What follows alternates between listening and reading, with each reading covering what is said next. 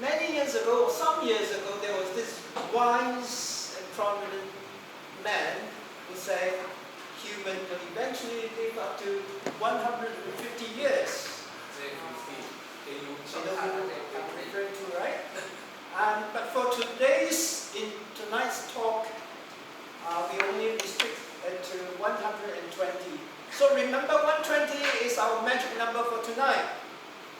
The speaker is no stranger to us. He gave us a talk some 2 years ago.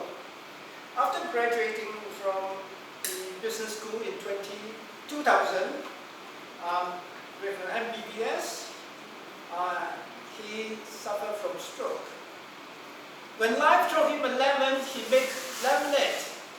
When referee counts him out, he shut up his hearing.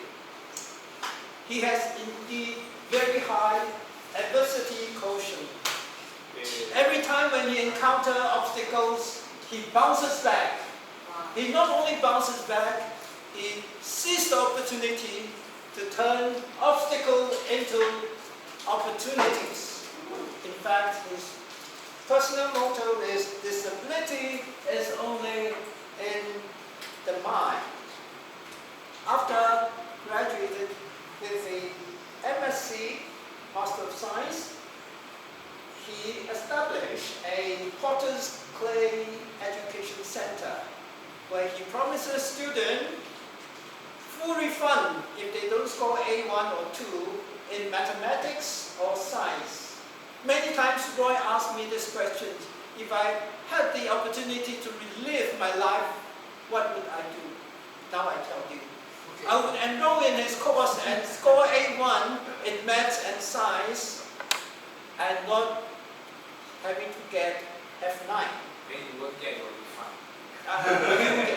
Yes. Okay, in the same time, he established this mindset transformation clinic to train adults and achieving high performance. He is now into this thing called functional health and genomic area, where he empowers people to understand the health conditions using genetics, gut microbiome, and blood markers to understand the health.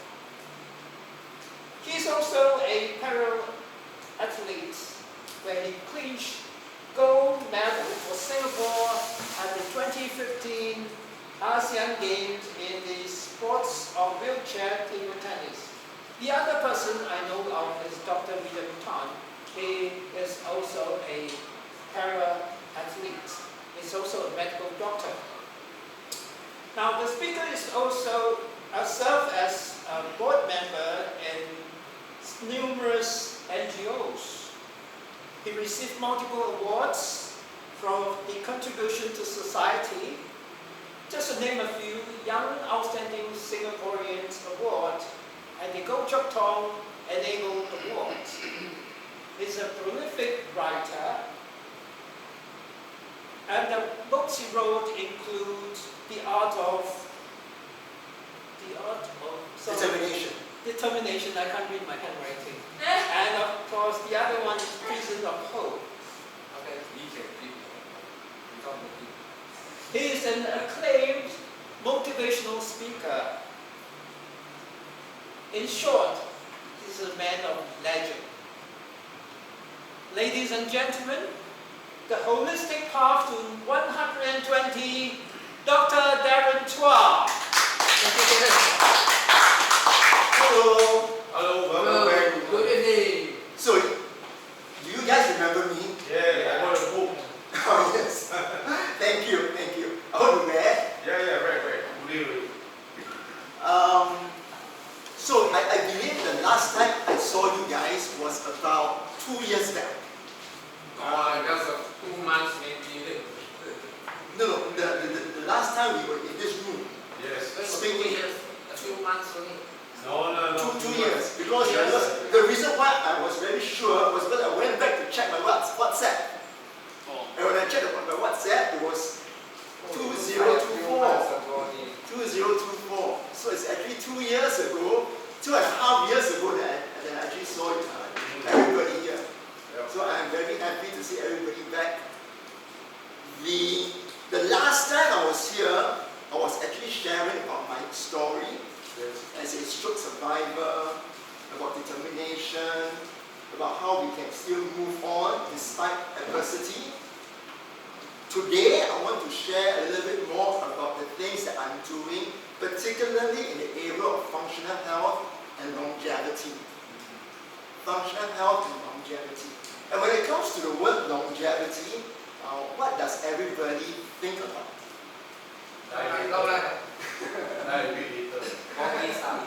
Okay, so we have died later. What else do we have?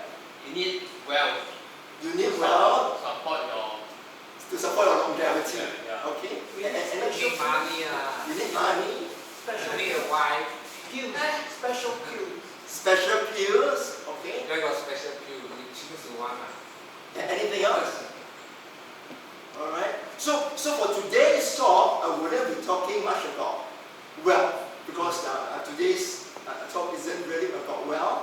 But today's talk is really more about what is it that we can do to try and make not just our life longer, but more importantly, how to make our life healthier. Because it's not about living a long life. It is about living a healthier life in a long and meaningful manner. Does it make sense? Yep. So so thank you for your introduction. Doctor Who.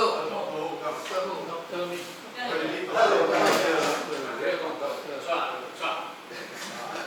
Call me Darren. Call me Darren. So we are just starting. We are just starting, and I think the introduction has already been shared. Thank you very much. I think a lot of things is a little bit too much of an exaggeration. But yes, I graduated with medical school in Singapore in the year 2000. I wasn't able to practice because the very same year that I graduated was the year that I had a stroke. And that is the reason why I'm in this state. I mean, you all heard my story the last time now. The things that I'm doing now, particularly 2 years ago from now, I actually went on to do another book, an e-book, which is about functional health, which is about how can we live a life that is the keys to holistic transformation, which is really about our mind and our body. But in particularly today, we are not talking about the mind so much. I really want to focus on how is it and what is it that we should do to make sure that our body to be a little bit stronger, to a little bit healthier. Is that all right? Okay. So today, really, we are talking about holistic transformation. Now, the question is, sorry. The question today that we're going to ask, first of all, it's really this thing about health span by design. Health span by design. Now, when it comes to the word health span, does anybody know about the definition of what health span is? Lifespan. Very good, right? So right there is lifespan. Is lifespan the same as health span? No. Okay, very good. So right there is a distinction. They all end at the same time. Either on the bed or on the floor. Okay, all right, okay. But let's talk about all these terms as we talk about it at the end of today, all right? So there are these two terms that we need to really, really distinguish: our lifespan and our health span. Is there any other keywords that we need to be talking about? I think this topic that I wrote, I think the other key word is really about designing your health span. In order to live a life healthily and live a life meaningfully, we need to be able to design it. We cannot think of it like, I live it by chance. If we live it by chance, then a little bit risky. Okay? But if we decide to, let's say, by today, I make an informed decision to design my life, to make the rest of my life a little bit healthier, a little bit of my life stronger, perhaps we can really design the way that we want to live. Does that make sense? Like COE like that. Like a COE you plan 10 years. Correct, like plan, correct, yes, plan. But now it's not plan 10 years, it's plan all the way until 120. Alright, and the reason why there is this number that is 120, we will also talk about this so-called magic number. Alright? And then of course the 120 years that we'll be talking about. So these are all the key words that we will be sharing. These will be the key words that we will be talking about. Yeah. So far, is there anything? Let's make our discussion today as lively and as engaging as possible, because this is a pretty small. I think it's about only 11 of us. Is it 10 of us? 11 of us. What you say, 11? That's what? What? Zoom, there's a Zoom. Okay. Zoom. How many do we have in Zoom? In 5. Alright, so maybe about 15 of us. That's wonderful. So if there's any questions, please feel free to just raise your hand, ask me immediately. No need to have a Q&A. We will just have a lively discussion. Alright, and then those questions in the Zoom, please somebody just let me know if there are any questions and I can just engage to it directly. Is that alright? So that we can just, in a way, my hope for today is to really try and help as much of you with as much information as possible. Alright? So, I think there are a few ideas that we need to have in mind before we start the talk. And the first idea is really by Lao Tzu, who says that mastering others is strength, but mastering yourself is true power. Alright? In this statement, mastering of yourself is true power. This power that we are talking about today is really about your health. The power to have better health. Because really, it just means it. Of course, 2,500 years ago, Lao Tzu didn't really think about maybe he could live until 120 years old, right? But I really believe that in this case, in this day and age, if he could live in our time, he would really believe that, this mastering yourself is really about true power when it comes to your health as well. Not just about how you engage with people, but how you can also make sure that your health is healthy.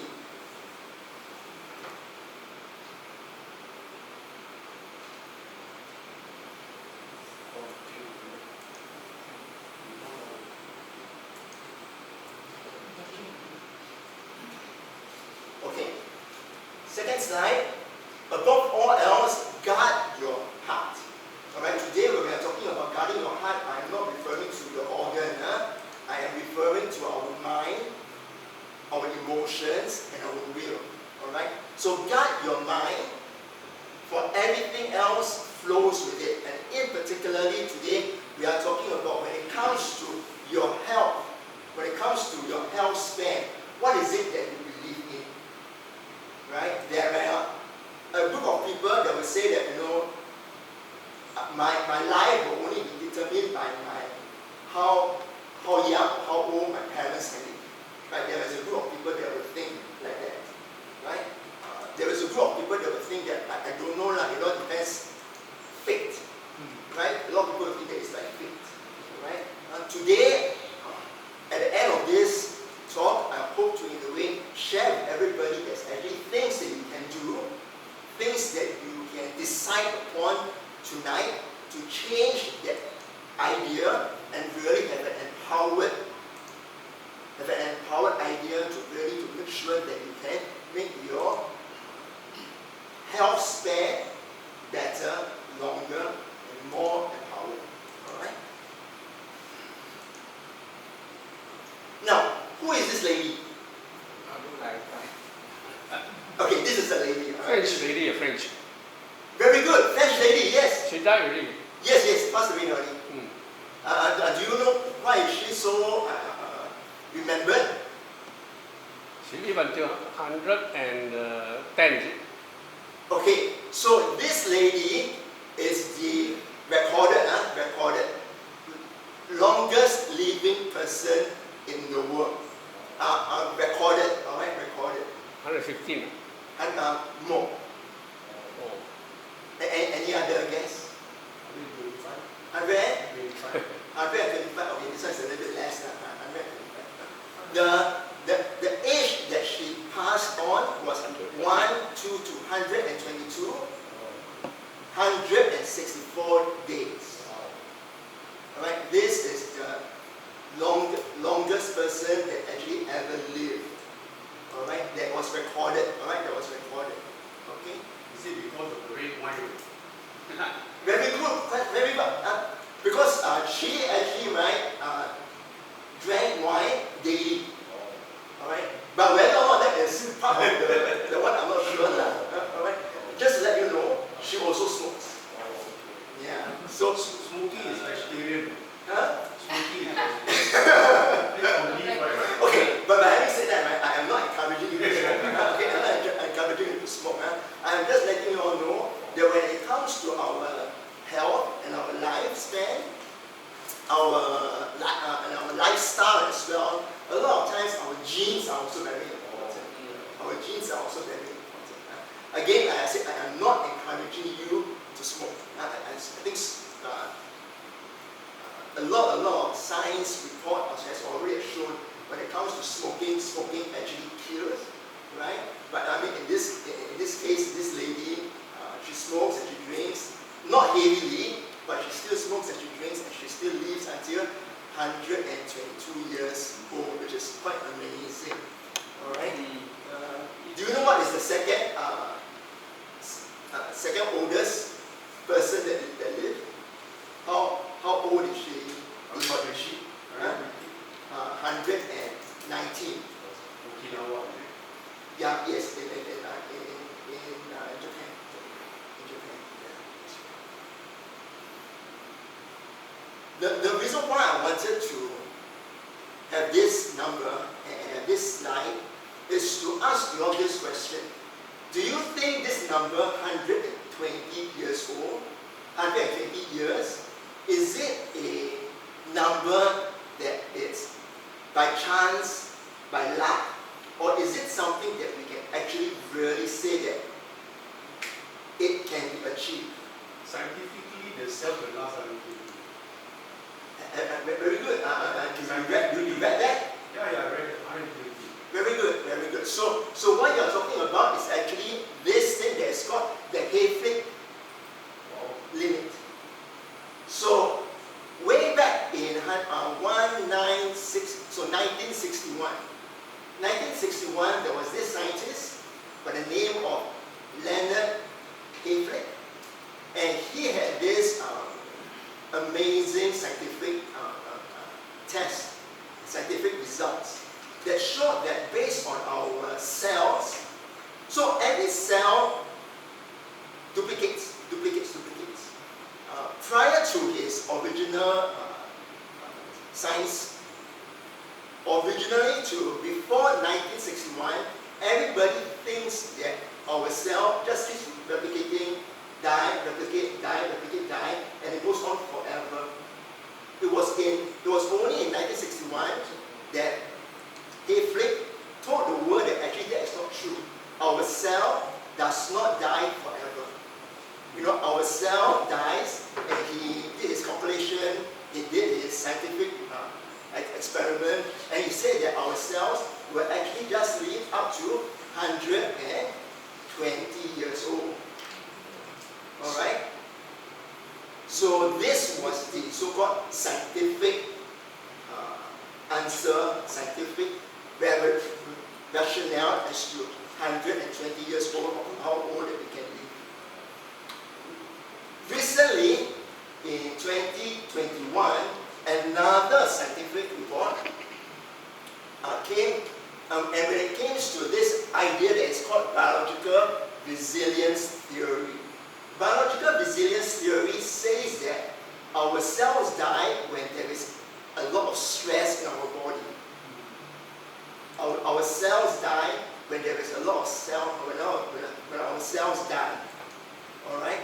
And so the question is, assuming that you don't have a lot of stress in our body, how long can your cells live?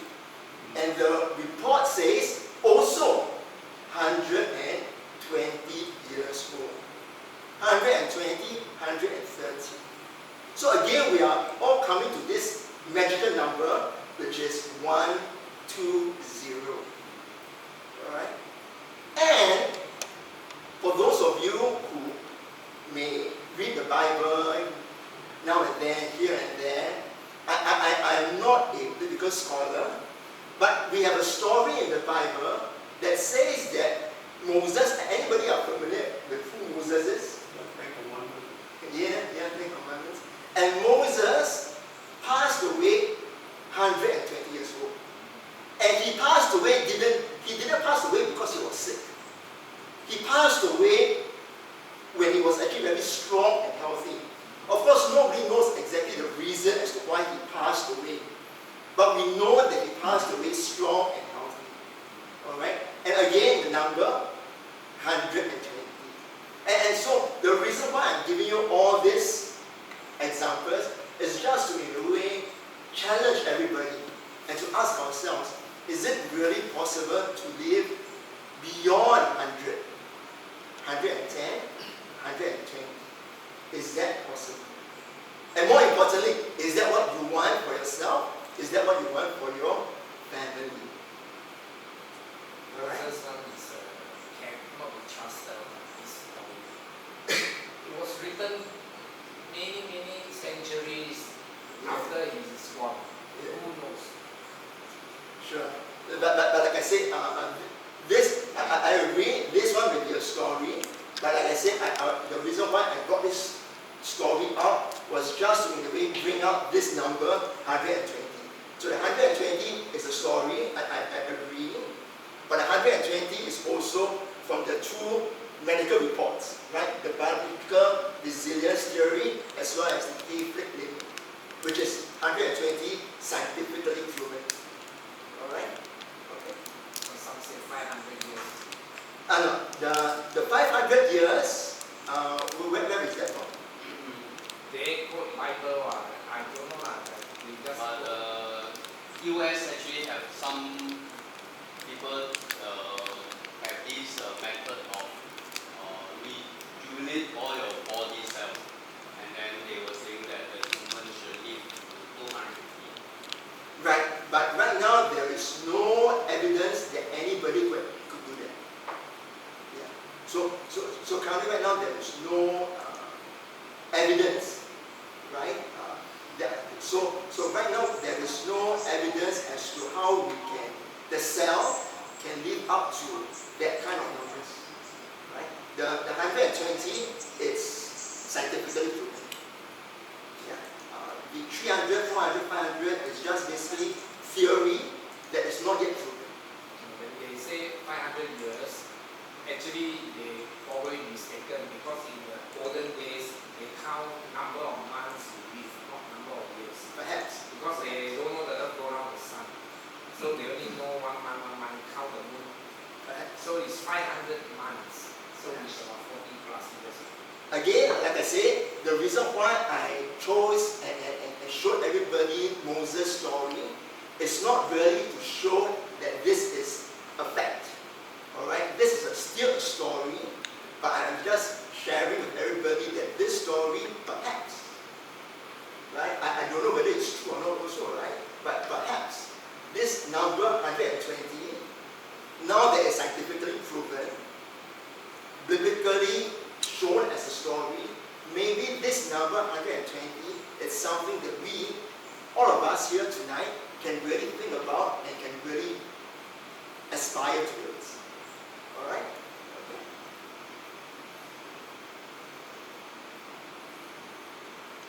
Now, anybody heard of the blue zone? So there are 5 has the most number of centenarians.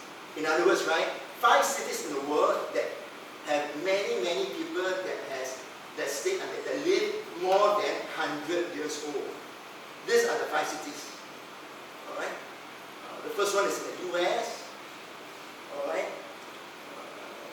Italy, Greece, Japan, and then Costa Rica. All right. So, do you know globally what is the average number of people per 100,000 that will live to 100 years old globally? Any estimate? In other words, right, globally throughout the entire world, per 100,000, how many people will live to 100 years old and above? Exclude the blue zone. Including the blue zone. It means everybody, the entire world. 1,000 per 100,000. Well, you are very optimistic. You're very optimistic. Any other guess? 800. 800. Still very optimistic. Still, again, we're talking about globally. In other words, we're talking about people, third world country. We're talking about people who are, in a way, perhaps maybe not so much equipped with the nutrition that we should have. Globally, anybody? That number is actually 18 for every 100,000. 18 for every 100,000. Alright?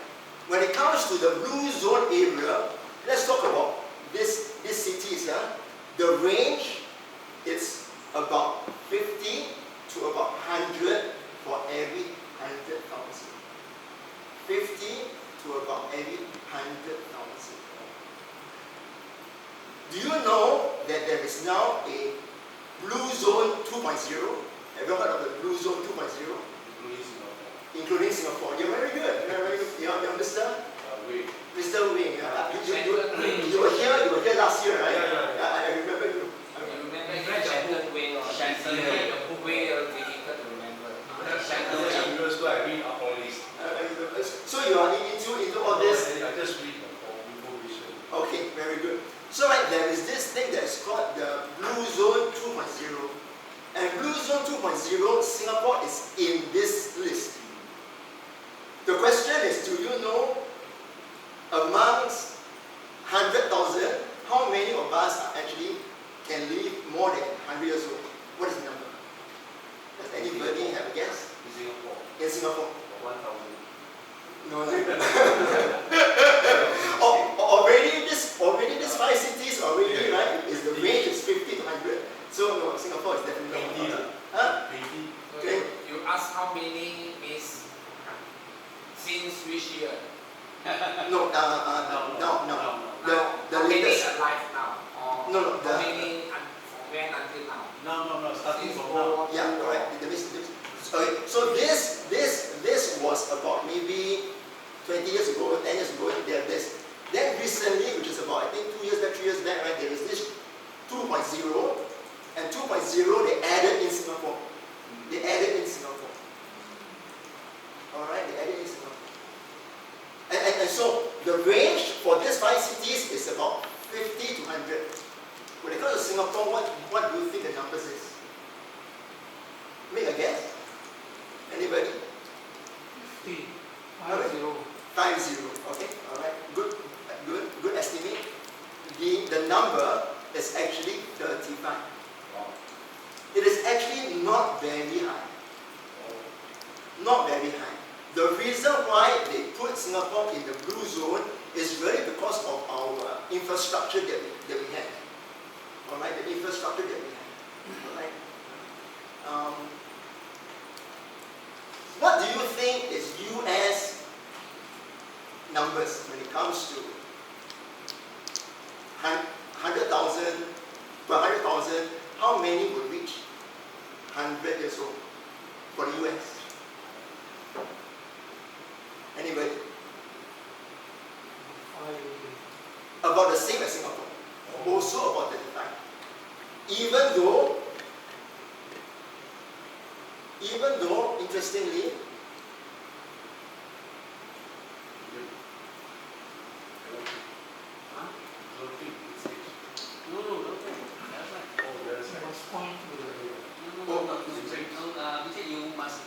the mouse must screen. Because now he's on the Mouse or screen. Go back to his screen. Does this one? no, you must click the mouse on the screen. Otherwise, Where is the mouse? okay. So I'm just going to push a little bit faster. So this is currently the health span when it comes to Singapore. The health span in Singapore says that, right, we generally passed away at about 84 years old in Singapore. In Singapore. This number is 2024. Actually, 2025, this number shifted up to 85. Man or woman? Huh? Man or woman? This one is both. Oh, This one is both. I didn't segregate between the two races. All right. But currently, right now, the latest number is 2025. The number raised up to 85 years old. So all of us can be, expecting to live a little bit more, a little bit healthier, a little bit longer. All right. US, surprisingly, is a little bit much lower when it comes to the numbers, when it comes to lifespan. All right. Now in Singapore, when it comes to our health span, now the difference between health span and lifespan, there is a distance, there is a difference, and everybody must be very clear of what is the difference. Anybody knows the difference between health span and lifespan? The line on the bed is lifespan. Okay. About is health span. Okay, all right. I think health span is regarding medical, right? So I mean, to make it very bluntly, actually what Mr. Lim said is correct. To make it very bluntly, Still bluntly, to say it very bluntly, right, our lifespan is about how long we live. So it doesn't matter whether or not you are in bed or whether or not you are active, but as long as you are alive, it's considered as lifespan. Health span is about how well you are living.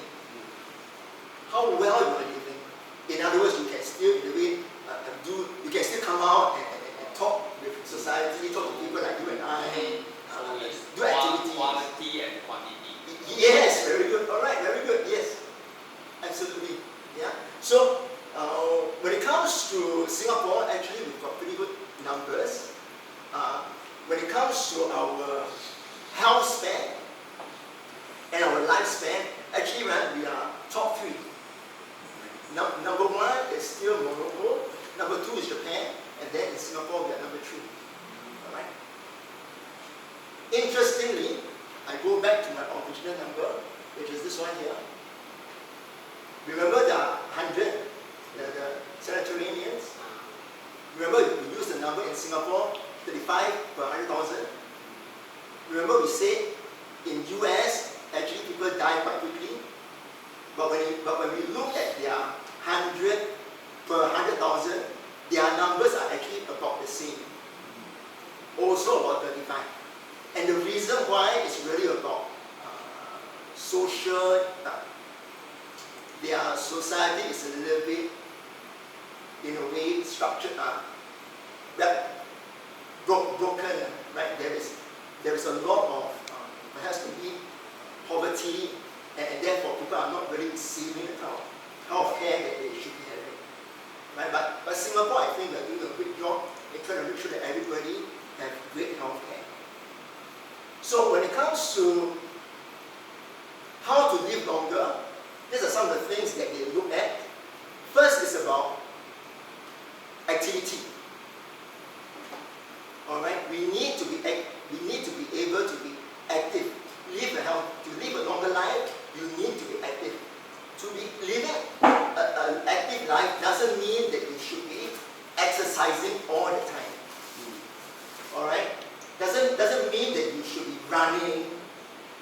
table tennis, playing, it doesn't mean that way. Alright? There is this thing that is called non-exercise activities. In other words, the fact that you are, let's say, standing up and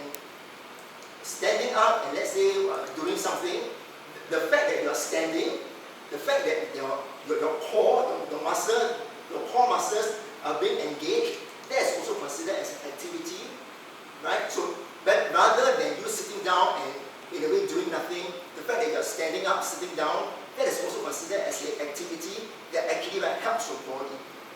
And all these 5 cities, all of these people here are actually very actively engaged all the time in some form or another. The second is of course purpose. Everybody wakes up with a distinct purpose in life. Alright, everybody wakes up with a distinct purpose in life.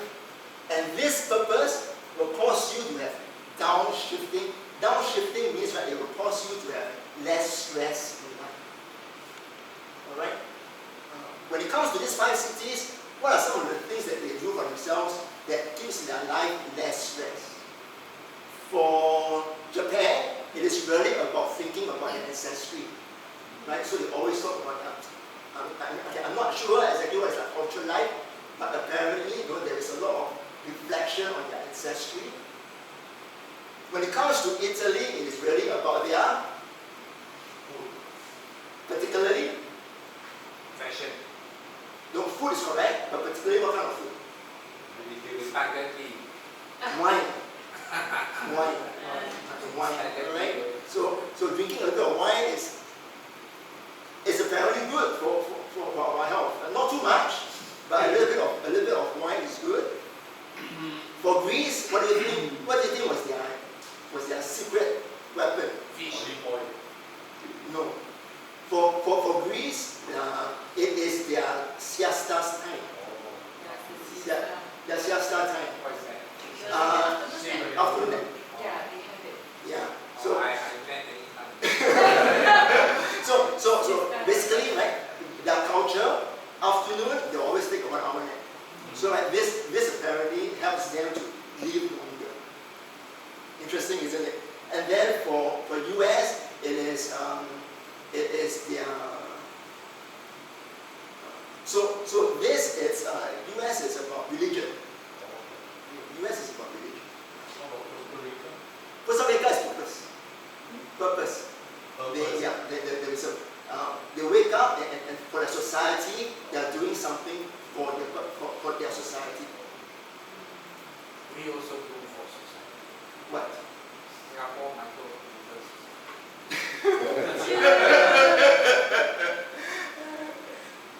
Yeah. Diet, 80% rule. Now this 80% rule says that the plate that you see every day that you want to eat, 80% should be eaten, 20% should not be eaten. You take less now. Then you say 90% forever wasteful. But okay, so basically the idea is don't eat too much. Don't eat too much.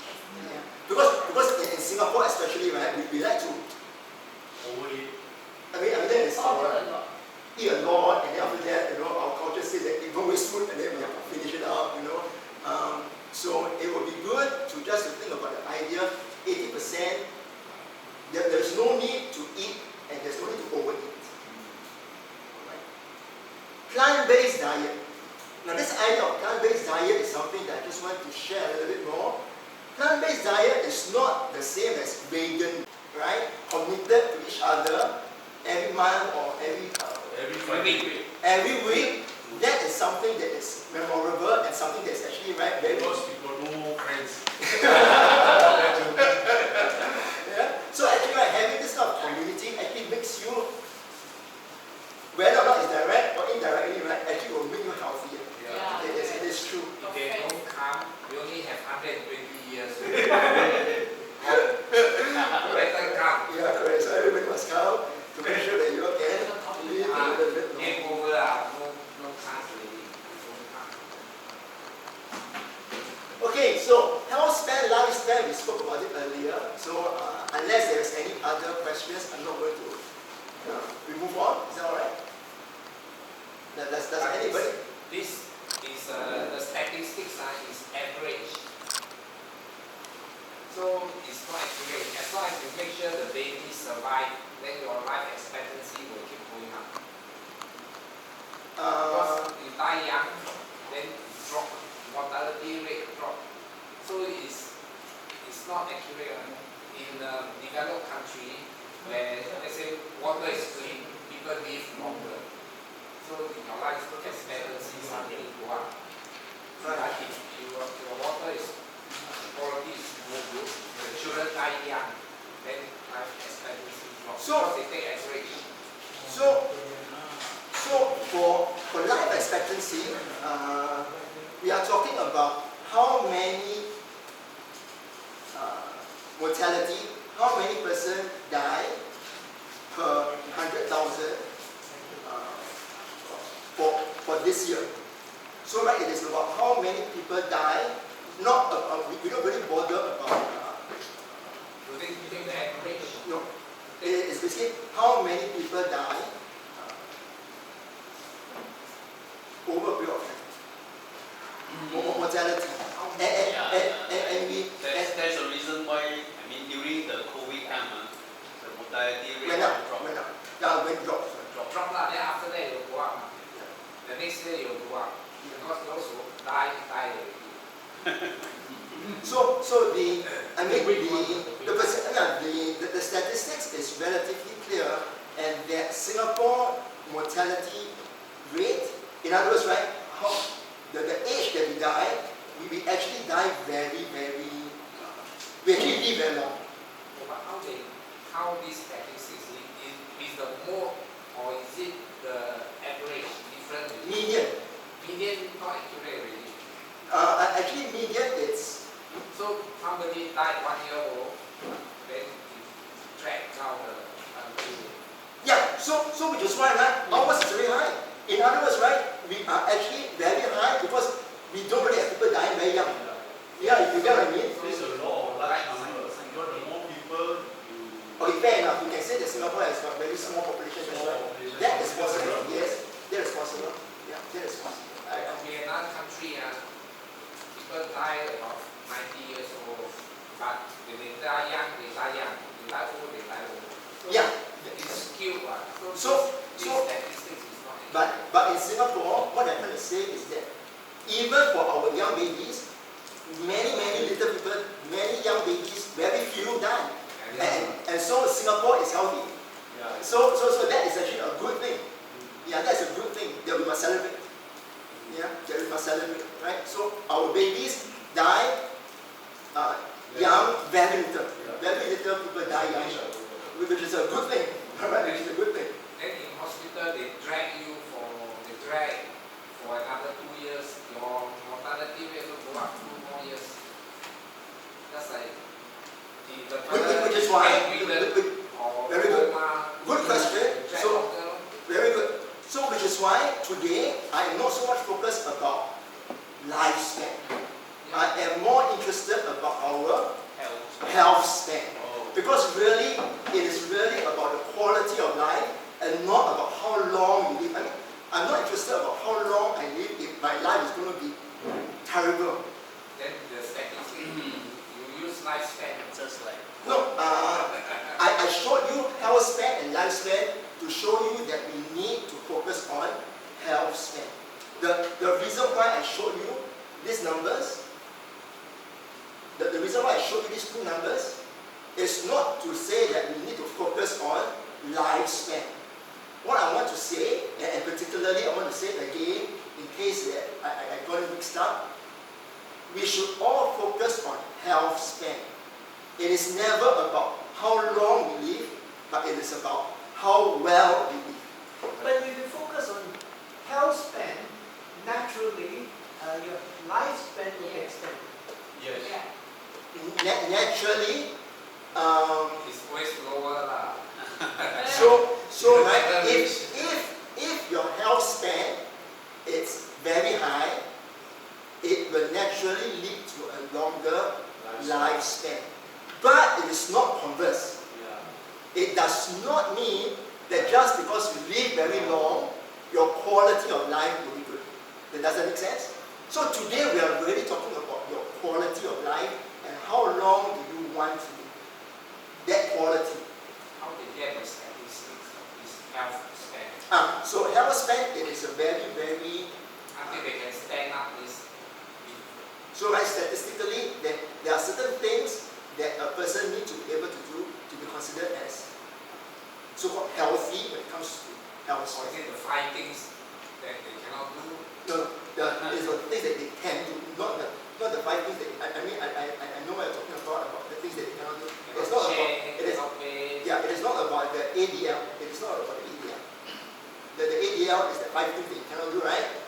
So when the lifespan ends, under what definition health span ends? So right, the minute your health span ends is when you are unable to have a good quality of life.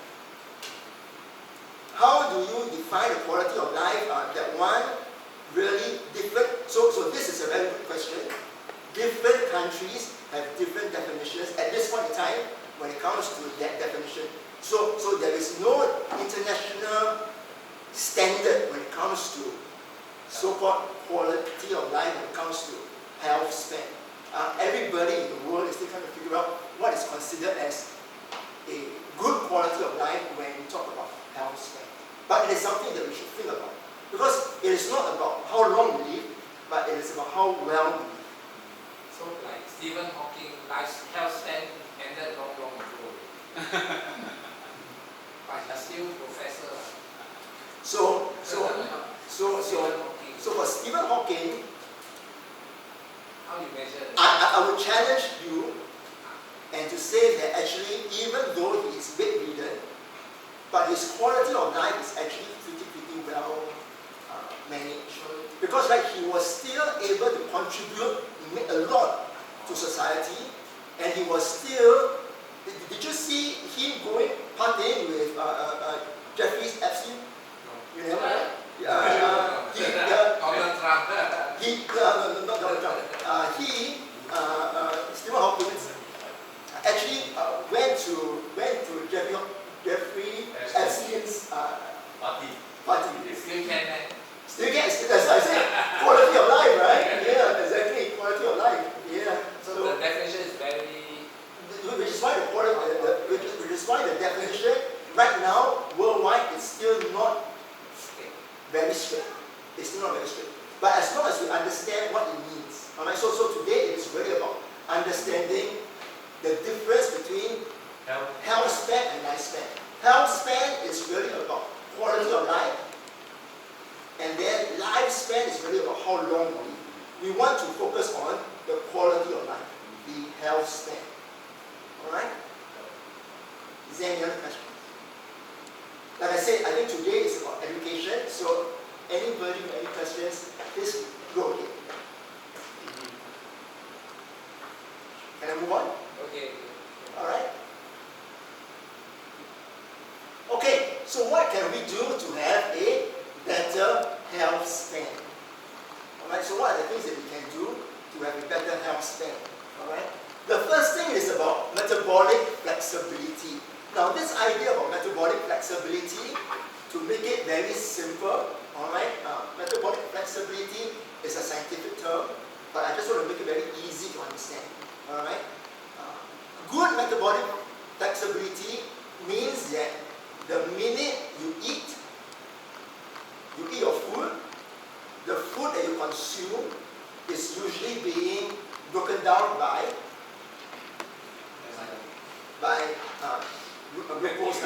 glucose, right?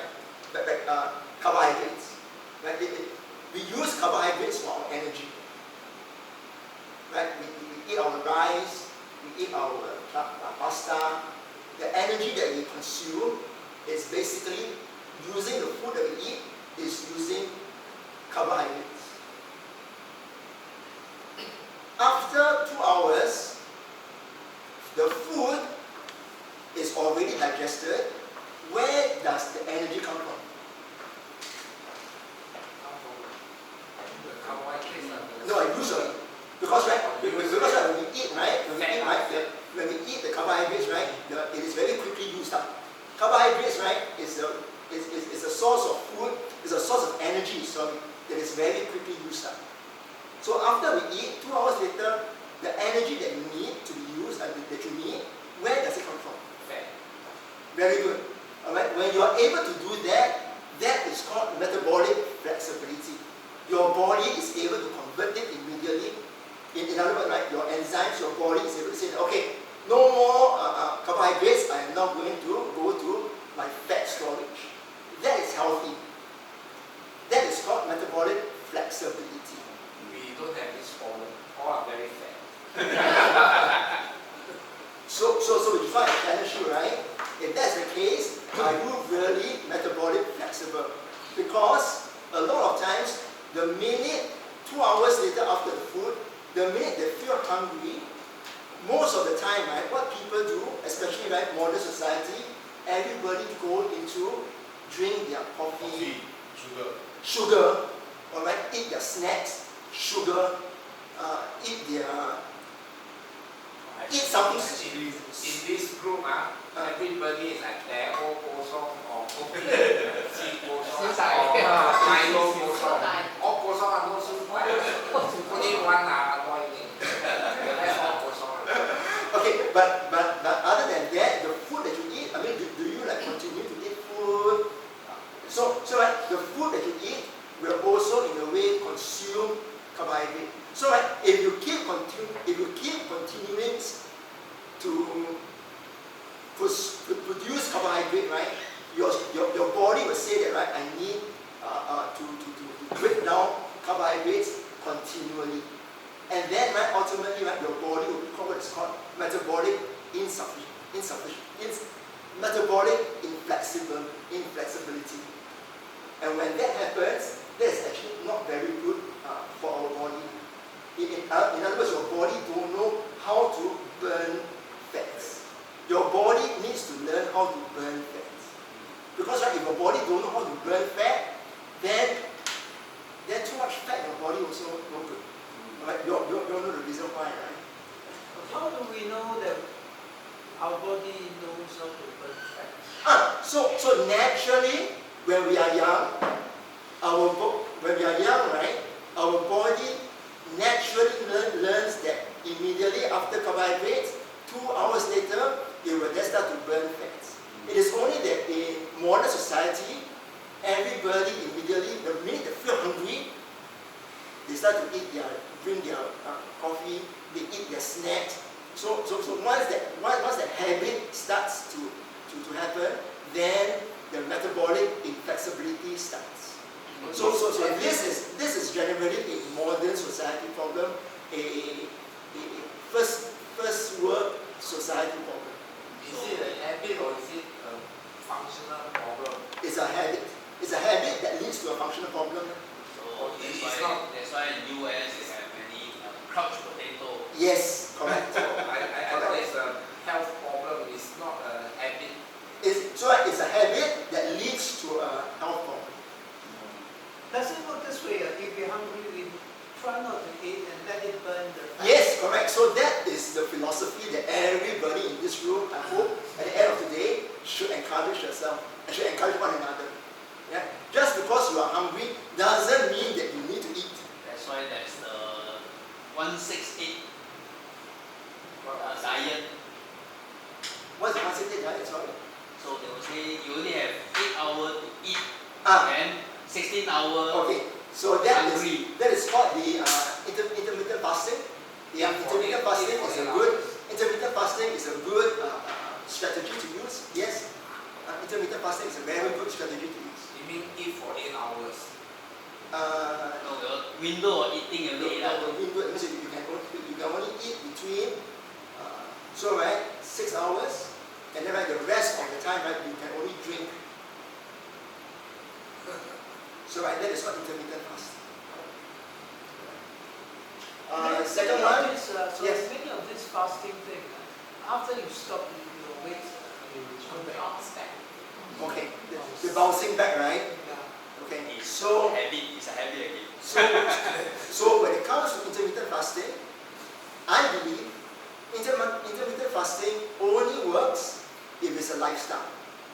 If you are thinking of it like, okay, I'm going to do this for 1 week, and then I'm going back to my original kind of diet, then it won't work. Intermittent fasting has to be a long-term lifestyle. Then it really, really helps. It is something, like I said, right, it's really a lifestyle. It is not something that you do for this week and then next week, I throw it away. 1 month in a year.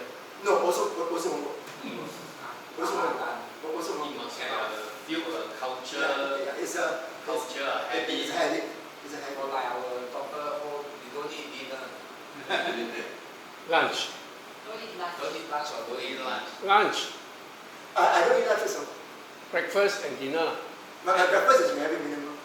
Breakfast is very heavy. I eat everything. Supper also later. Okay, functional movement. Functional movement is about the fact that, like we said just now, everybody should be moving. Again, I'm not asking everybody to go and do your high rocks. I'm not asking everybody to do your Spartan race. I'm saying that everybody should be active. Alright, active means that you should be doing something, engaging in some activity. Alright. Sleep is important. How many hours of sleep should we be having? 8 hours. 7. 8, 7. The number sounds good, but the answer is wrong. Okay, normally I just sleep until I wake up. Okay. No alarm clock. Like I said, the numbers are good, it's correct. 8 and 7 is a correct number, but the answer is wrong because it's not about the number, it's about the quality of sleep that you need to have. Alright, who said deep sleep? Yeah, deep sleep is the key thing. Alright, you need to go into deep sleep. Deep sleep for at least about 1.5 hours. Also, you come back to hours. Say it? You still back to hours. Yeah, correct. So it is very important to have that deep sleep. There is no point in sleeping for 8 hours, and most of the time, right, you are in light sleep. Because, right, it is in the deep sleep whereby your cells are rebuilding. If you are in light sleep all the time, in other words, right, if you sleep and then wake up, sleep, wake up, sleep, wake up, like that's light sleep, you actually, right, your cells are not rejuvenating. Yeah, they're not repairing. I think it will. No. So your body don't move. No. I'm just being very frank. I'm just being very frank. Your body, your cells only start to rebuild when you are in deep sleep. That's only the brain, right? No, your entire body. Operate as a chemistry. Your entire body. It's a chemistry lab. Whether deep sleep or light sleep is in the brain. No, it's not true. We all want deep sleep, but where to get deep sleep? Correct. Okay, so that is the question. That is the that is the most important question. Sleeping pills. So now the process of sleep is very, very important. So once you fall into sleep, you go into what is called the first phase, which is the light sleep. And then it goes into the deep sleep. Alright? From light sleep to deep sleep is usually about 1 hour, 2 hours. And then it goes into deep sleep. Now, the question is, how do we move into light sleep and force it into deep sleep? Is you need to make sure that you are in a good rested state.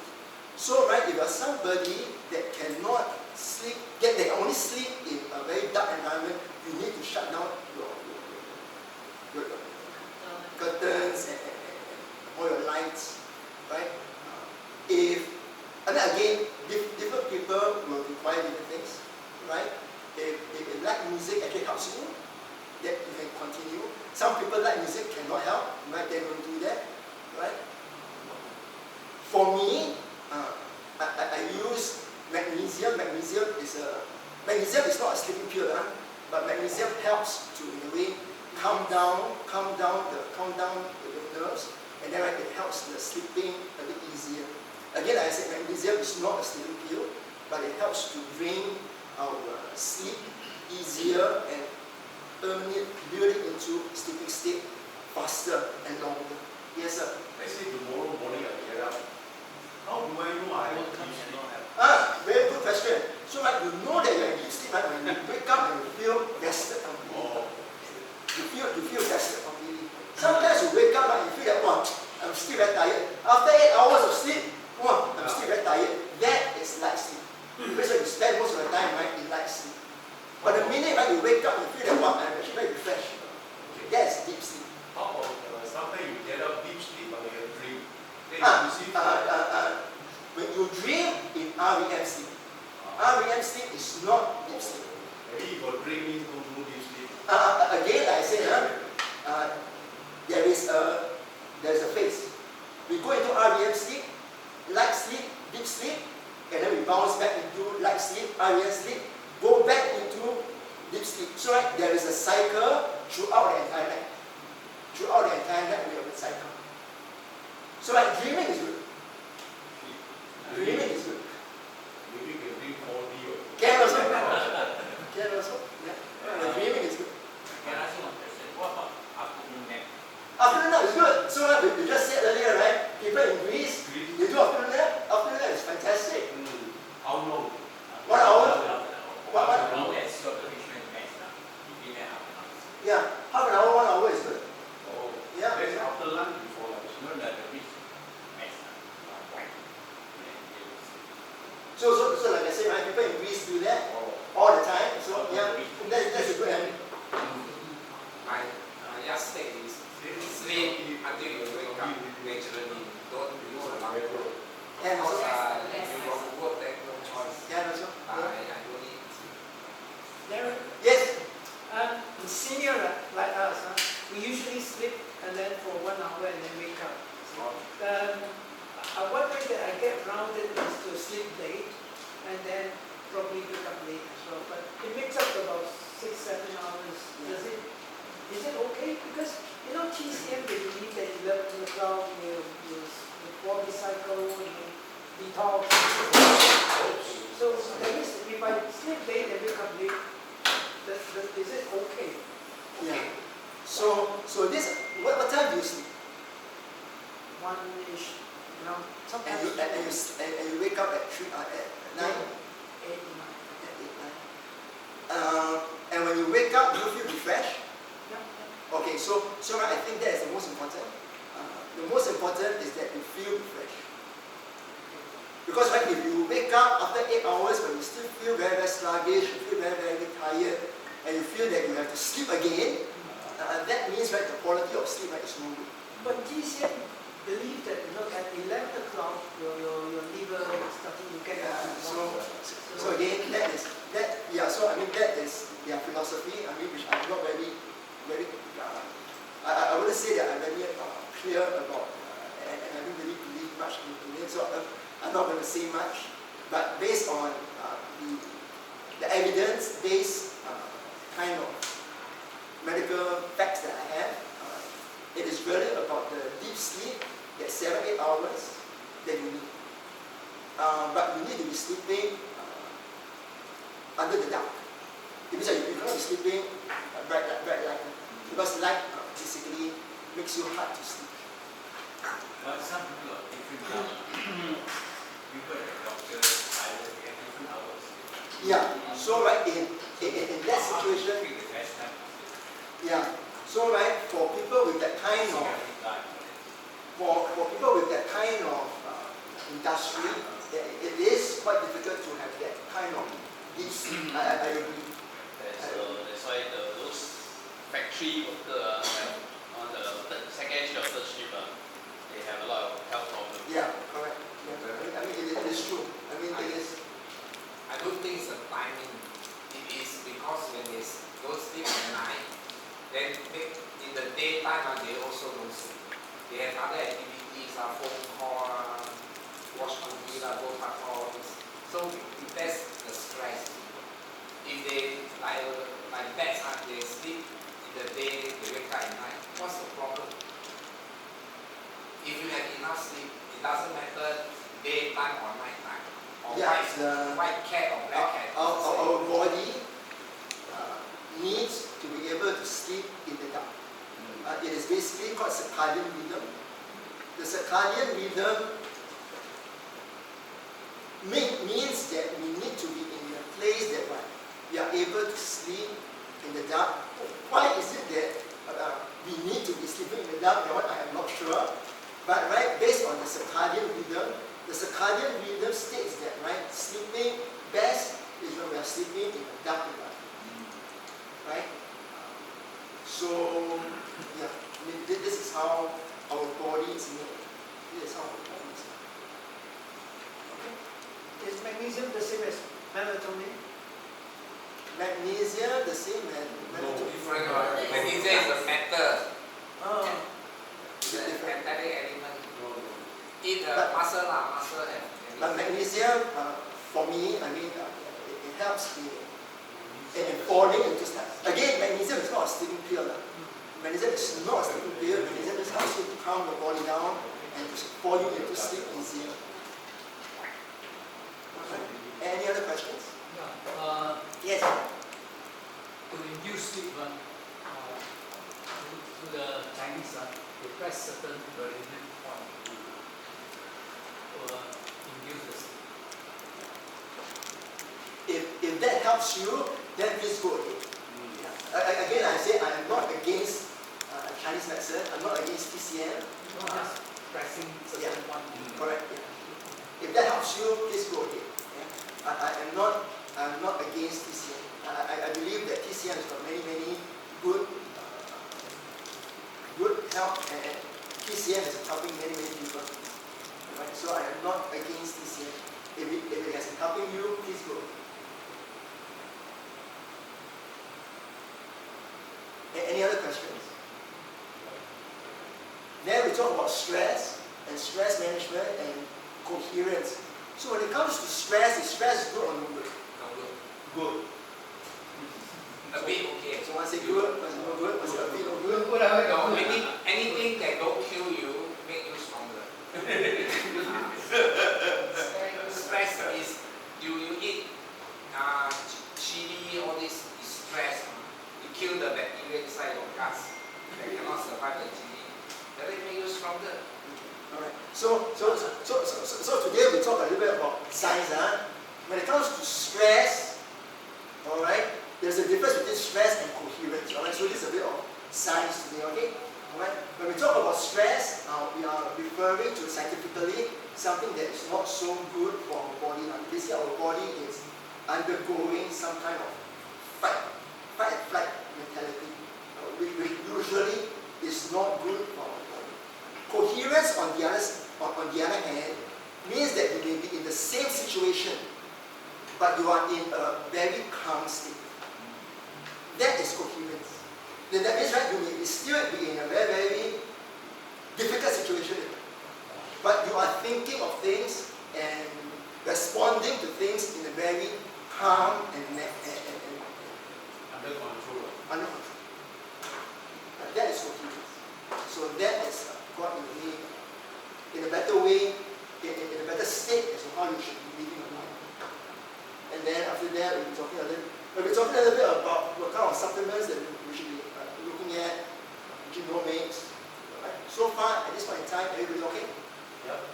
You are talking about stress and coherence in the mental sense. No, stress and coherence in the body. So today, I'm not just talking about the mind. I'm talking about our body as well. Our body. Because stress can come in different forms. Correct. You walk also is a stress to the muscle. Correct. But the thing is, right, when you walk, you can also be walking in a way by you are in a flow. And in that flow state, right, that is coherence. It means like your cells are also walking together with one another. That is in a coherent state. You can be walking, but you can be walking, right, full of stress. That is possible as well. Okay, good. Yeah, that is possible as well. Yeah, that is possible. So really, in a way, it is also about maybe should I say quality, right? Or the kind of activities that we do.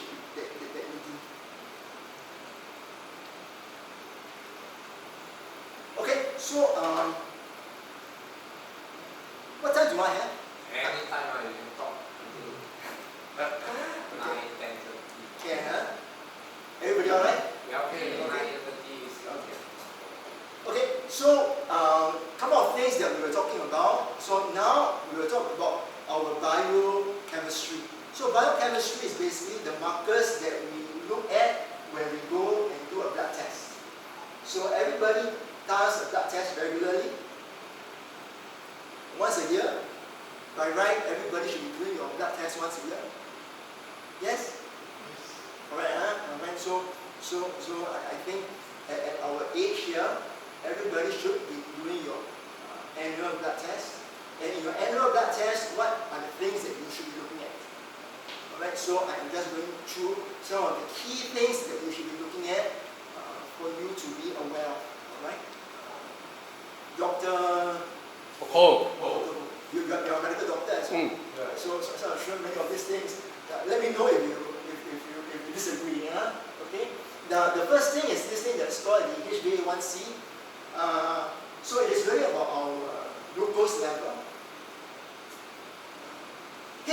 So when you take your blood test, there is this thing that is called the random, the sugar drink. My doctor do that pregnancy test. Do that, right?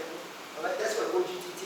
Alright, but prior to that diagnosis, usually, right, the most important marker that I look for is always this thing that's called HbA1c, because it looks at your glucose over a period of time. It's an average over a period of time. Alright, put a pen on the glucose pen, they can measure over a period of time. And also, but that one it is more of so that one is different from what HbA1c does. That one is more about daily how is your glucose spiking up and down, up and down, up and down. So it's a little bit different. Yeah? Every day, No, one time.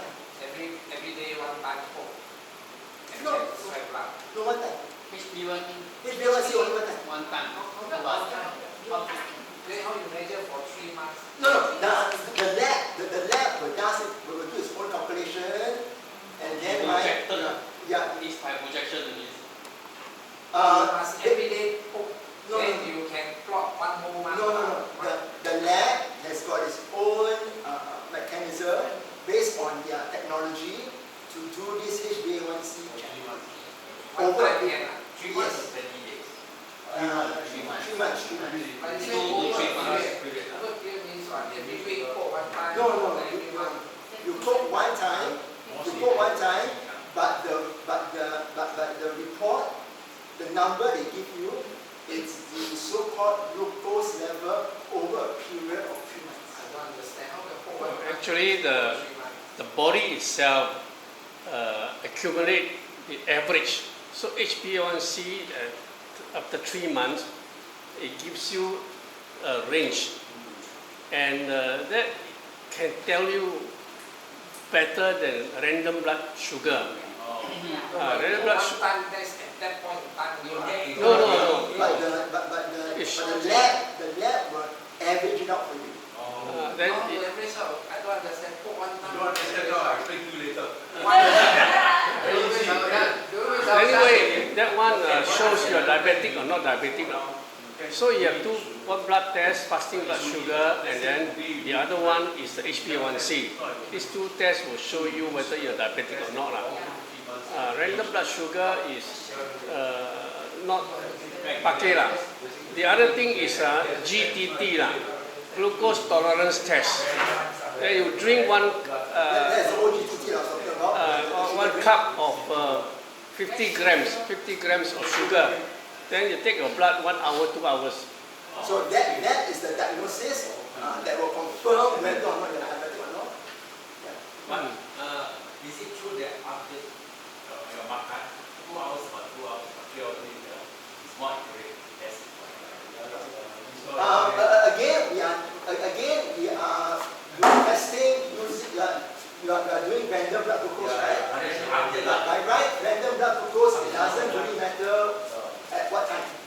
But by right, it doesn't matter. If you want to play cheat and say,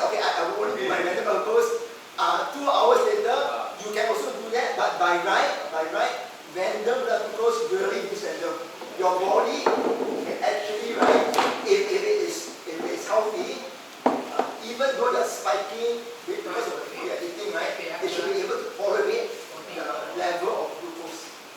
Does it make sense? Does it make sense? Alright? Alright, does it make sense?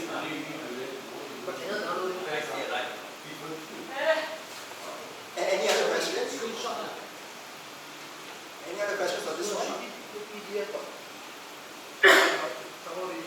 The next one is really about our cardiovascular lipids. So everybody, I'm sure, is interested or concerned about cholesterol. Alright, everybody is always concerned about cholesterol. No? Okay, very good. I don't think it's a problem. Okay, very good. Okay, that's very good.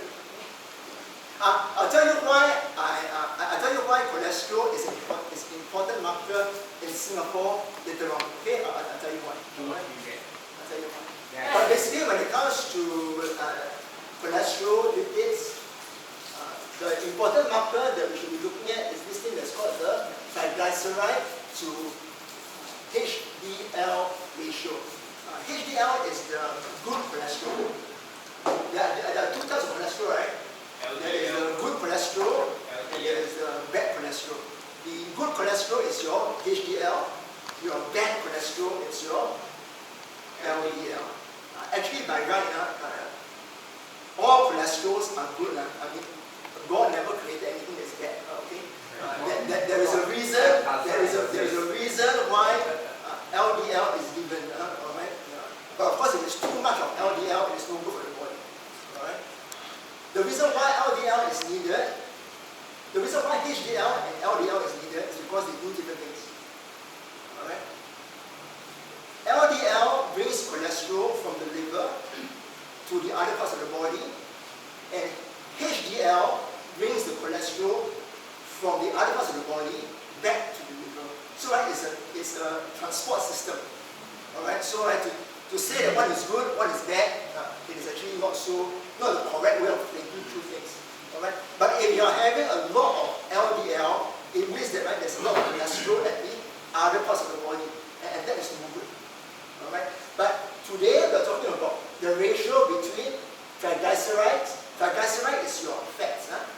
Triglyceride is your fats. The ratio between your fats to your HDL, which is your good cholesterol. And usually, when I look at this marker determines three things: insulin resistance, and more importantly, is our metabolic syndrome. Anybody familiar with what metabolic syndrome is? No? So the reason why this is something which I'm always very interested in when looking at blood tests is because our metabolic syndrome, we are looking at 5 conditions.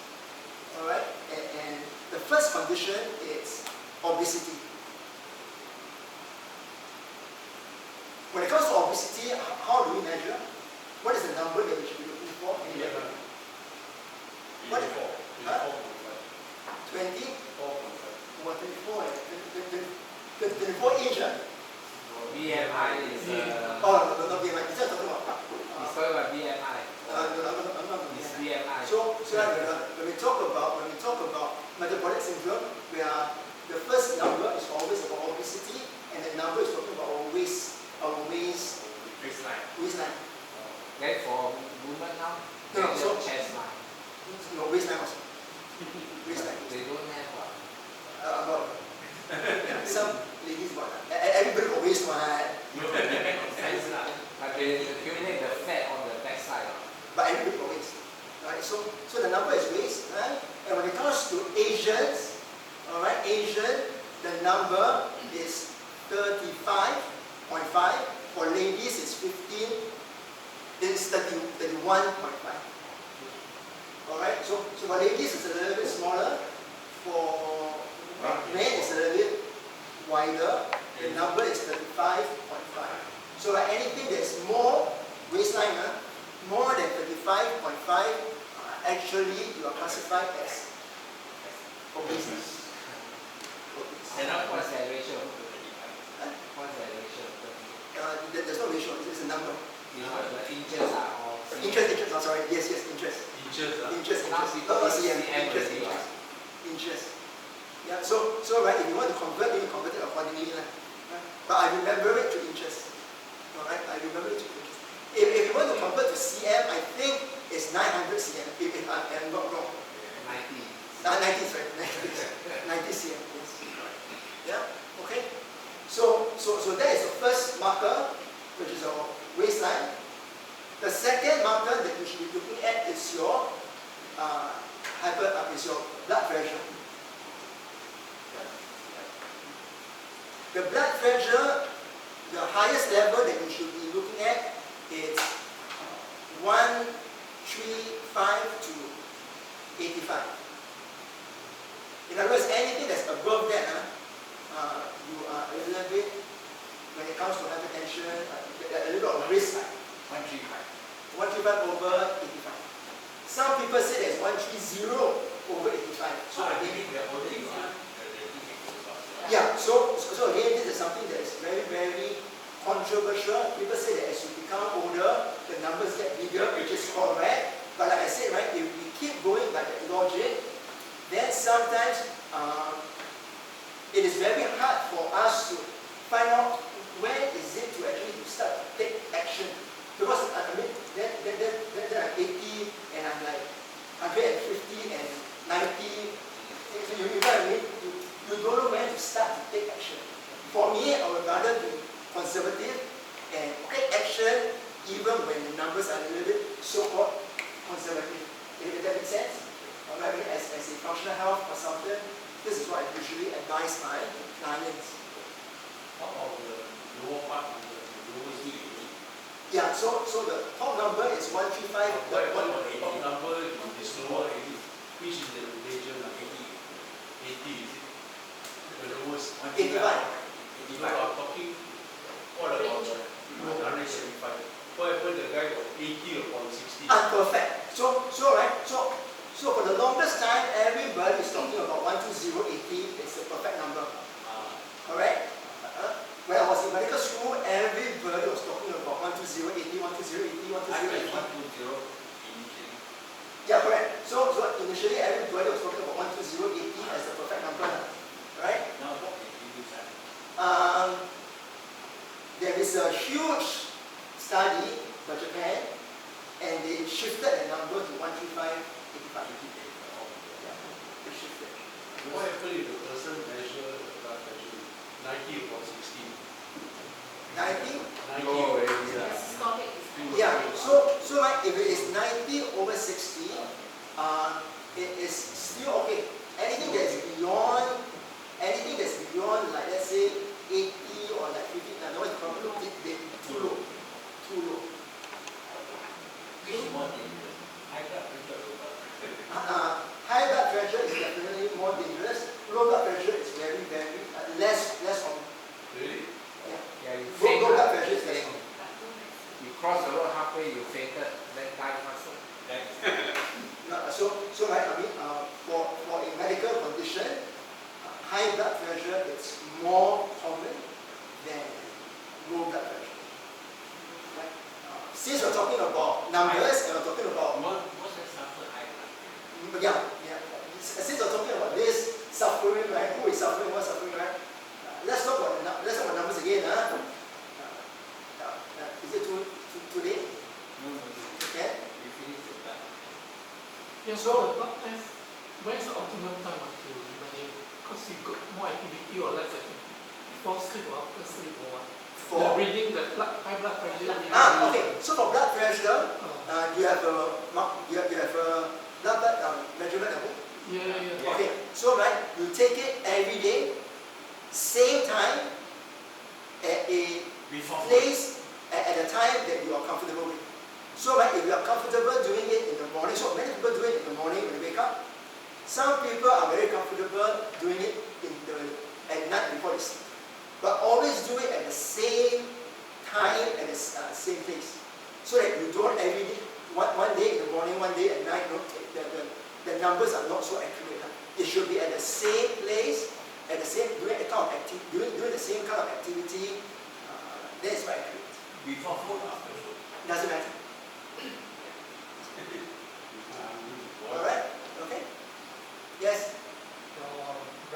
measure from left and right. Doesn't matter. Doesn't matter. Okay, so right, for Western medicine, we don't really bother. Yeah. For me, I usually measure on this side, because on my this is my left side, right? On my left side, I don't do it on my right side because my right side is my stroke arm. So usually my stroke arm, I usually don't measure because the circulation is not so strong, right? So I mean, if you have a condition like mine, then maybe you should do it in a more optimal side, right? But otherwise, it really doesn't matter. Again, this is from Western medicine point of view. I think from the Eastern, from the TCM point of view, they have different philosophy. Different philosophy. Sorry, I heard that taking BP of the leg is more accurate. Is it the leg? Taking? Leg. No, not accurate. Leg. No. That's arm. The arm is still the most accurate. No, the leg. Lie down or sit up? Say again? Lie down, sit up. Any difference? Again, if you are doing this on your own, right? As long as every day you're doing it the same manner, it doesn't matter. Again, the whole idea, right, is not. Okay, again, the philosophy here is not to find a measurement at one point in time. The idea is taking the measurement every day over a period of time to see what is your trend. You do what I mean? So if every day, right, you're taking it at line and weight, and you're every day 120, 80, every day 180, 20, then that's good. You know what I mean? Yeah. Of course, right, if right, you are those that the minute you wake up, you feel a bit giddy, that kind of thing, then there is a I would suggest to take it 2 blood pressure, one when you're sleeping and one when you're sitting up, just to see whether or not the reason why you are thinking is because there is really a drop in or a rise in your blood pressure. Yeah, correct. And then right, if there is really a drop, then you find out what is the reason. Alright. If you take the BP and then you find that it's a little bit high, you are not happy about it, so you take a second time and maybe lower. Now, do you second time you draw. Yeah. So my advice is don't take it, but don't register it. In other words, register what you just registered, even if it's high. Even if it's high, just register it. Because right, you are going to register another recording tomorrow. Because remember I said, the whole idea is to trend it over a period of time daily. Alright, it's not to try and cheat yourself and say that no, I'm trying to make sure that find a number that is the best number for me. We are not trying to do that. We are trying to do a strategy whereby we try and see a trend and see whether or not this number, is it consistently high, consistently low? What is the story? And then from that story, we can then ask the doctor or say my opinion as to what is it that you need to do for your body. Does that make sense? You hold your breath, you will drop a bit.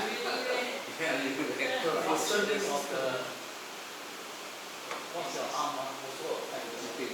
Yeah. The way you forward. So usually, don't press it too high, don't release it too soft.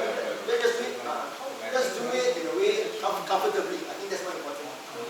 Do it comfortably. Alright, do it comfortably. Okay. This is the blood pressure. What else I was talking about? So this is blood pressure. Then about This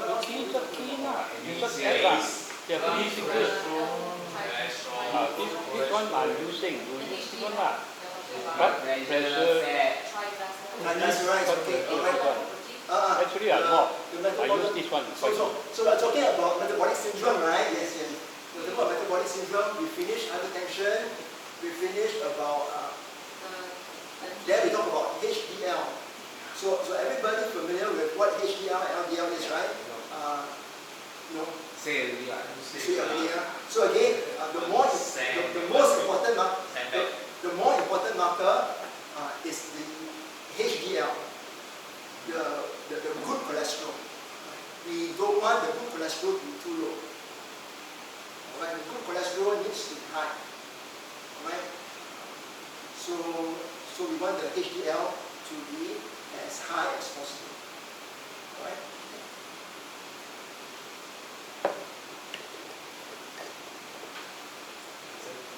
And then MCV is your mean corpuscular, which is your blood vessel volume. Alright. MCV is basically, when you take a blood test, they will always look at your MCV. And this MCV, if it is too low, it means that there is a risk of anemia. Alright. And sometimes when it comes to people of mature age, you don't want to have too low when it comes to this number. Alright? Because you want to have enough blood cells, red blood cells, to pump around the body. Okay? If it is too high, MCV, mean corpuscular volume, your red blood cell, if it's too big, it's also a problem. Because it means you may be deficient when it comes to things like vitamin 12, vitamin B12, vitamin B9, right, which are all needed for building up of your red blood cells. Okay? These are all things that's important.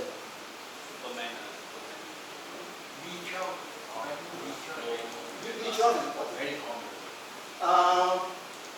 Very common, is it?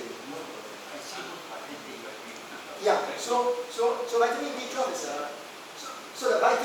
vitamin B by itself. So vitamin B has got many types. There's a vitamin B1, vitamin B1, vitamin B2, vitamin B4, many types. Yellow color. So different different companies will have different colors. Different companies have different colors. Alright? But vitamin B12 is about your red blood cell. Okay, metformin. Metformin is about sugar, insulin. Metformin is about insulin. You take too long. Actually, study has shown that metformin actually is very good for your body. What you Again, this is very okay. So again, the reason why you are taking metformin is because you are diabetic, right? Now that is, so again, this is something that is very interesting. Many people think and say that once you are diabetic forever. Okay? I personally don't agree with the philosophy. And I think more and more doctors nowadays, the younger ones especially, are also starting to realize that a lot of all these diseases, metabolic diseases, are not a life sentence. In other words, because it's a metabolic disease, you can do something about your body to change your metabolism. So I am those kind of doctors that don't necessarily believe that just because you are diagnosed with diabetes, you will be diabetic for the rest of your life. As long as you can change your lifestyle, and the important thing is to change your lifestyle, have a strategy, you can change and break your diabetic medicine. That is possible. But a lot of people, and I know a lot of my doctor friends, healthy, but they take metformin.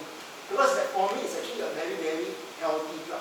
It actually promotes and make your cell healthier. So that's another thing altogether. Alright? But metformin as a drug, it doesn't mean that you have to take it forever. I noticed all my friends, they just take it. Yeah, so metformin, when it comes to diabetic, the first drug that everybody uses is metformin.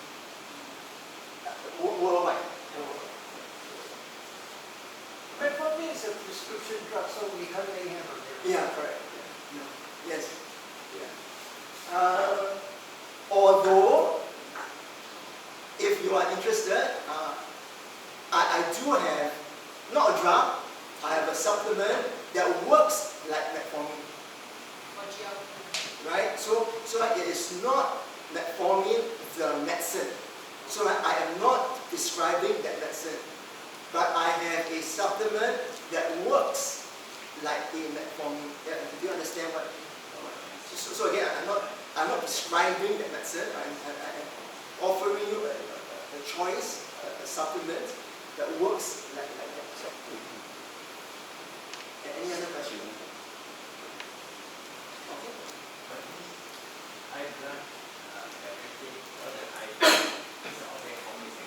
Very common. Right? So I will talk about that later. Alright. So remind me about that. Those things. Alright. We were talking about that. Yeah. Then liver markers. Liver markers are very important. EGFR. EGFR is basically your about your kidney. How healthy your kidney is. How you know how? Anything that is above 90 is good. The number has to be above 90. Medically, the doctor would say anything that is above 60 is good. But for me, as a functional health consultant, the number that I'm always looking at is 90. If it is about 80, 70, sometimes the doctors say that it's okay, but for me, I will try and in a way help an individual and optimize, make that body, make that number a bit healthier. Yeah, okay. What's your number from say 70 to 90? So a lot of times, a lot of things is really about the unit. Very cheap one. So a lot of things is about the food that you're eating, the lifestyle, right? And if that doesn't work, then of course again, like I said, the supplements that I have sometimes will help you. Again, if you usually if it is 60 and below, the doctors will come in and will ask you to prescribe taking medicine or the unit. Any other questions? Yeah, maybe you go to Harry. Okay, sure. This one, I think I'll just skip this. I think most important is that people our age, very important is everybody needs to have your vitamin D. Vitamin D is for our bones. Under the sun. Vitamin D3, particularly vitamin D3. Alright. This is a supplement that is for our bones. Alright. Okay. In Singapore in particular, a lot of times our bone density is actually very low. Alright. Very low. So vitamin D is a good supplement to have. And then gut health. The other thing, so other than the blood test that I do for my client, the gut screen, the blood screen, I will then do the gut screen. So the gut screen is using a stool sample, and from the stool sample I will then check the gut. And the gut is not to look at blood, but the gut screen is to look at the bacteria that is in our gut. How many bacteria are there in our gut? Any guess? Million. How many? Millions. Millions. How many millions? So many like Singapore population. Singapore population is 8 million so far, right? 6 million. So 6 million, huh? Any more? More than that, I thought. More than that? How much? 15 million. 15 million, okay, alright. Any other number? 15 million. 15 Alright. million. 15 million. 15 million, alright. Any more? 1 billion. 1 billion. 1 billion, very good. 1 million. 14. So what is that? I'm guessing. I want you to give a number. Just like 40 lah. So right, so the number of cells, not bacteria, the number of cells in our body, in the average adult human, is 39 trillion. 39 trillion cells. This is our cells, right? Not bacteria. Huh? The number of cells in the body in an adult human is 39 trillion. The number of bacteria that's in our gut is about, on the average, 1-to-1 ratio. Also, about Cannot be. Our gut so small. exactly right. Amazing. Yeah. But it is also average about the same. In fact, some people even say it may be even more. But like I said, I would suggest that it is more 1-to-1 ratio. Alright? And this is why when we talk about our gut, it is very important how healthy your gut is. Because how healthy your gut is directly proportionally related to how healthy your body is. If your gut is not healthy, your body will not be healthy. When we talk about the gut in particular, we are talking about the large intestine. 80% of our gut is in the large intestine. Sorry. Again, 80% of our gut is in our small intestine, and then 20% is in our large intestine.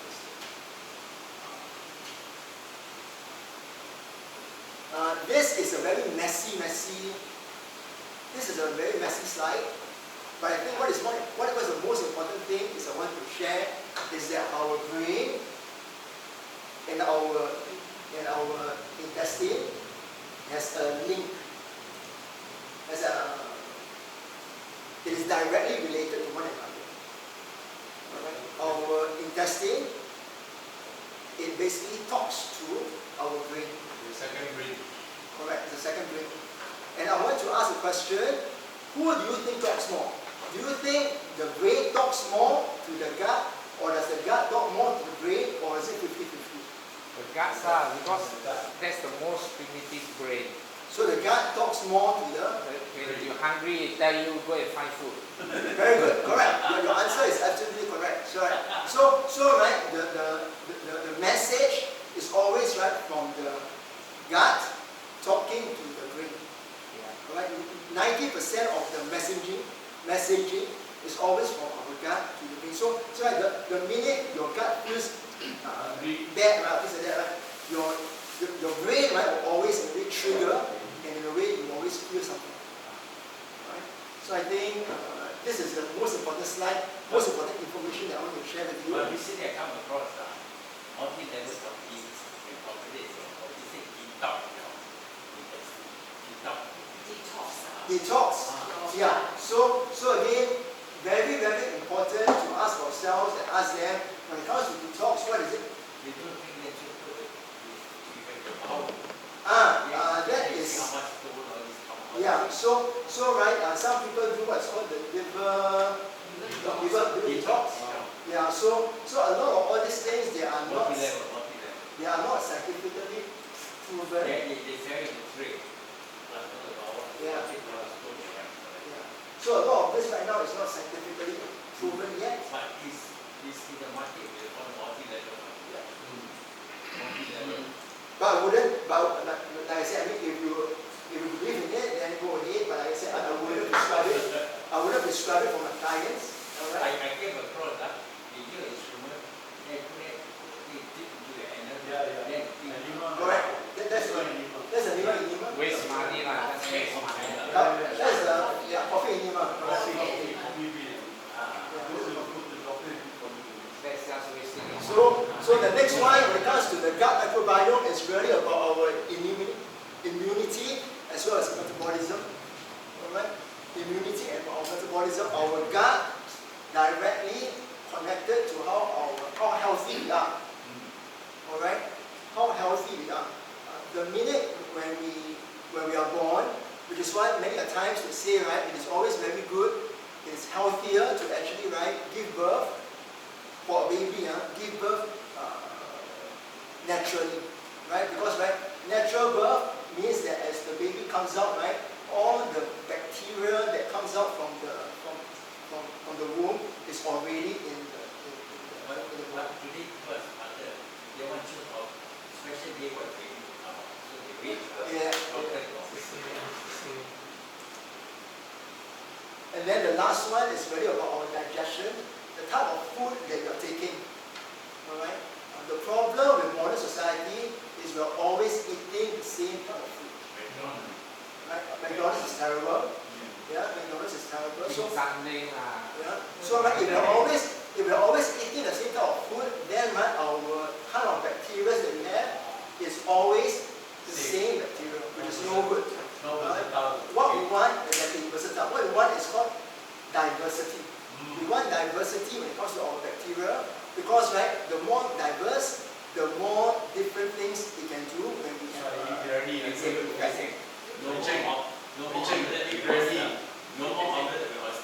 yeah, so the minute there is diversity in your gut, the more possibility for you to react and fight against certain diseases for your body.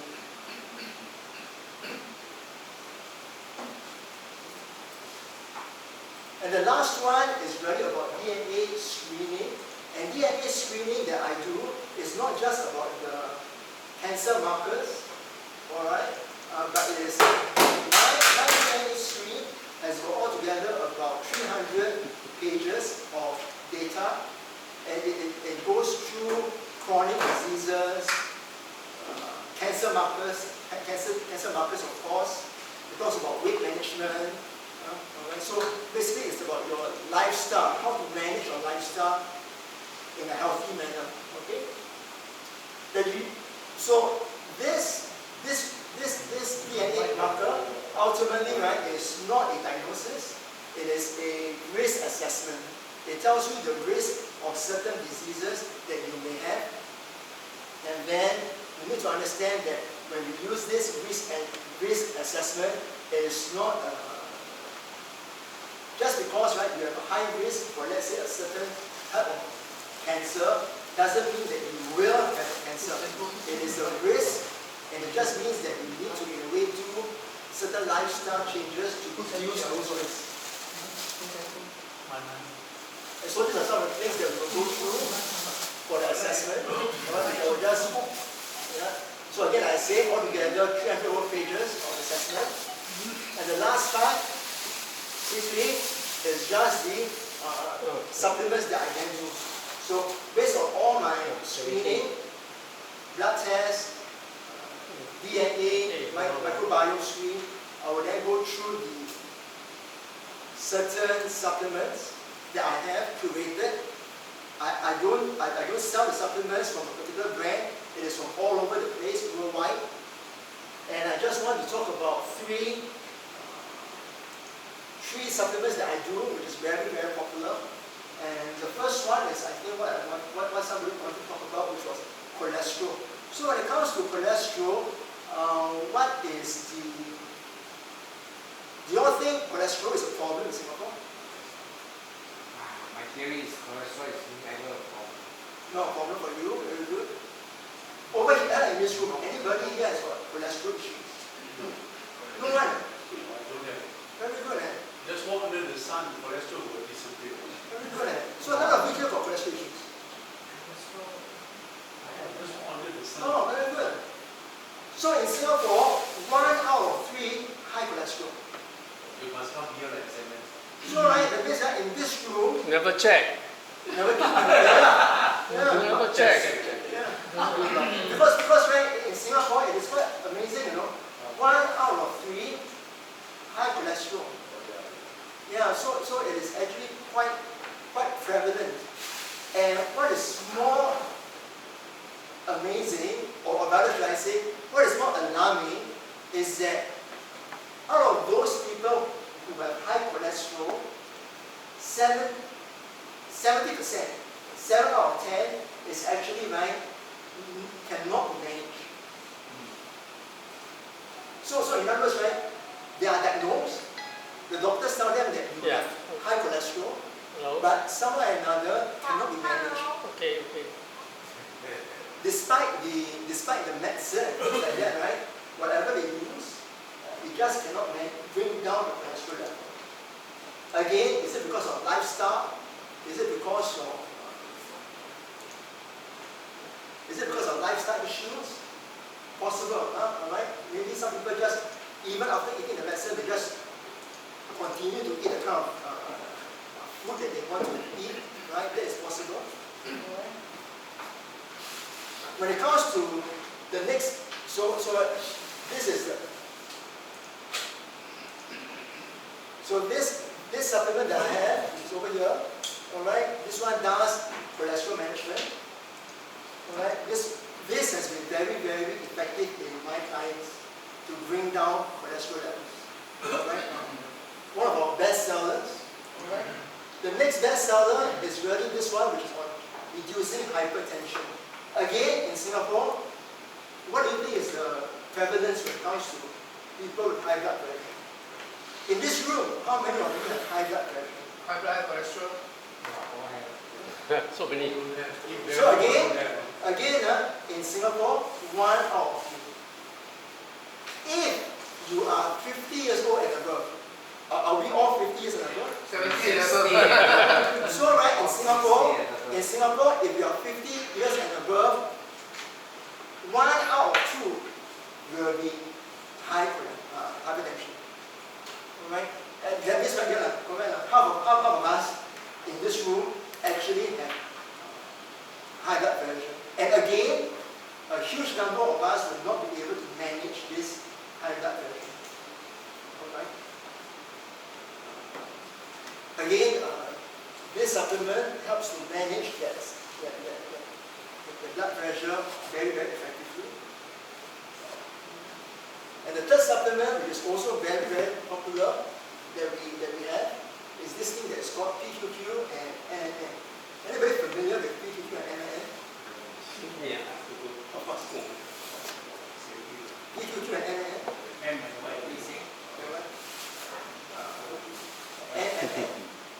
NNN is the chocolate.